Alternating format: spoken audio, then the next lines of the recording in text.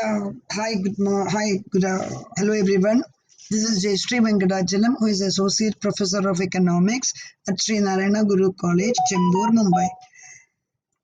What we are going to discuss here is the features of NEP. I know that everybody knows about new economic policy, but at the same time, we have to, as a student, you have to study it in detail. In order to explain NEP 1991, we have to look it from demand side as well as supply side. This video is covering only the demand side. So the very first point what we are discussing here, why did we go for NEP 1991? These points we will be discussing little later. Why did India say goodbye to mixed economy? You are very well aware that in 1951 we started first 5-year plan. Then we have completed 12th 5-year plan. 13th 5-year plan we did not start at all. So 1951 to 1991 we were following mixed economy. That means public sector and private sector working together. But public sector is more predominant than private sector. You are very well aware that during that 1947 when we got independence, partition, then the after effect of Second World War, Indian economy was in a very bad position. So that period, private sector was not in a position to take the responsibility. So public sector was supporting India till 1991. Then all on a sudden, why did we go for a new economic policy which is basically supporting privatization? What is the reason for that? The main reason is India's fiscal crisis was increasing like anything. What do you mean by fiscal crisis? The crisis of the government. Why does the government face the crisis? Very heavy interest rate payment, unproductive expenditure on defense and subsidy, etc. etc. Why the interest rate payment was very high? India has borrowed lot of money from International Monetary Fund and World Bank, and it was the time for us to repay the loan. Interest payment, what we call as debt servicing ratio in economics, was very high. Here you can see that it was as high as 29%. There was a point when went it up to 33%. What do you mean by that? 100 rupees revenue you are getting, 29 rupees you are paying as an interest. So this was very heavy for a developing country like India. And before that 1991 period, India almost became a defaulter at the IMF loan repayment side. We were third largest borrower in the world, next to Brazil. Then it was again followed by balance of payment crisis. You know what is balance of payment? It is a record of economic transaction of a country with rest of the world. What is our revenue and what is our receipt and what is our payment in the foreign exchange? That is what is we are dealing in the balance of payment. It include export, it include imports, revenue, receipts and payment. And foreign exchange reserves have fallen like anything. Our reserve was so low, it was not even sufficient for 3 weeks import bill. And there was a period when India has, reached the bottom level of foreign exchange. Along with this, oil price began to increase. So government and RBI almost lost the confidence. Then you are very well aware the third villain in the story is inflation. Inflation is nothing but increase in the price. Please remember that inflation is always a villain that kills the economy. It's a silent killer. Just like the diabetes, how it is killing, like that, inflation is a silent killer. The main reason for inflation was the Gulf War of 1991. You are aware that Kuwait was attacked by Iraq, by Saddam Hussein. Why did Saddam Hussein attack Kuwait? Because Kuwait was the richest country at that period. So he has taken away all the gold from Kuwait. But more than Kuwait, India got affected. What was the reason? So many Indians were working in Kuwait. They are known as NRI, non-resident Indians. So naturally their remittance became zero. They lost employment. In addition to that, India was importing oil from the Gulf country. Because of the Gulf War, oil prices began to increase. You can see here, rate of inflation was 10.2%. Double-digit inflation is something which is very bad for the economy. And it has gone up to 14% immediately after the NEP. When India has introduced NEP, Narasimha Rao was the Prime Minister of India and Manmohan Singh was the Finance Minister of India.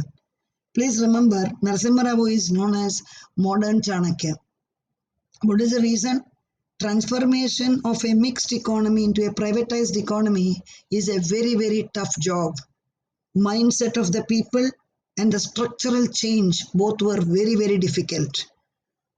Then what did the government do in order to make the economy ready for NEP? They started corrective methods. The basic correction started, we will start with fiscal correction. We know fiscal means anything dealing with the government. So, government has cut down subsidies, defense expenditure and administrative expenditure. Administrative expenditure.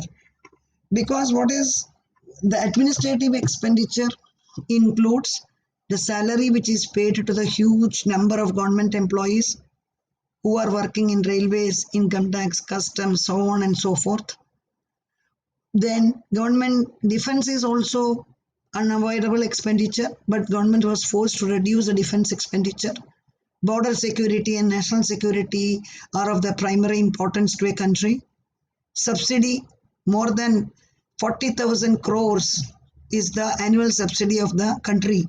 Where does this subsidy go? Subsidy is given to the farmer, subsidy is given to the students, subsidy is given to the women, weaker section. N number of people are getting financial help from the government. So government was forced to reduce their expenditure like anything as the first step. Second step, government has to make adjustment in balance of payment. Because in order to go for privatization, your road has to be cleaned first. So these are the road cleaning process started by the government. So Indian rupee has been devalued by 18 to 19% in July 1991. What do you mean by devaluation? Devaluation means officially reducing value of domestic currency. What do you mean by that, officially reducing the value of domestic currency? Say for example, $1 is equivalent to 60 rupees.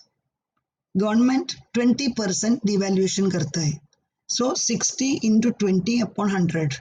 So 60 into 20, that is 12 rupees.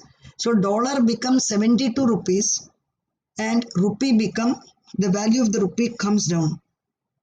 What is the reason? Because rupee has been devalued. Devalue means value kam hona. So dollar become costly and rupee become cheaper. So my dear students, please remember, any country when it goes for devaluation, it gives a very clear signal that balance of payment is in a big crisis. What is the objective of devaluation? The theory demands that devaluation will increase the export and decrease the import. Because exporter will get more money, importer will have to pay more money. And remember, devaluation requires permission from IMF. International Monetary Fund has to give permission for devaluation. Along with devaluation, then government has gone for NEP 1991, New Economic Policy. Then in order to make the new economic policy working effectively, government has also introduced LERMS, Liberalized Exchange Rate System.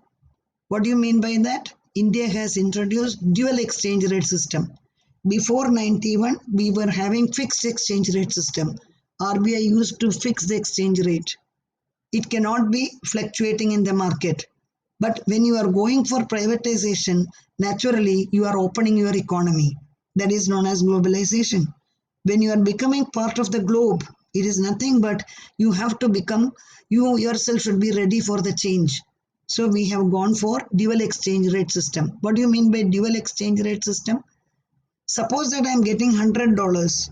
My daughter is sending me $100 from US. During the fixed exchange rate system, what is the condition? $100 has to be exchanged at a rate which is fixed by RBI. Suppose that $1 is costing 60 rupees. So I will get 100 into 60, 6,000 rupees. Now 40% of $100, that is $40 have to be exchanged at the RBI rate. Remaining 60% I can sell at the market rate. There are two rates. One is at the official rate, other is at the market rate. What is the market rate?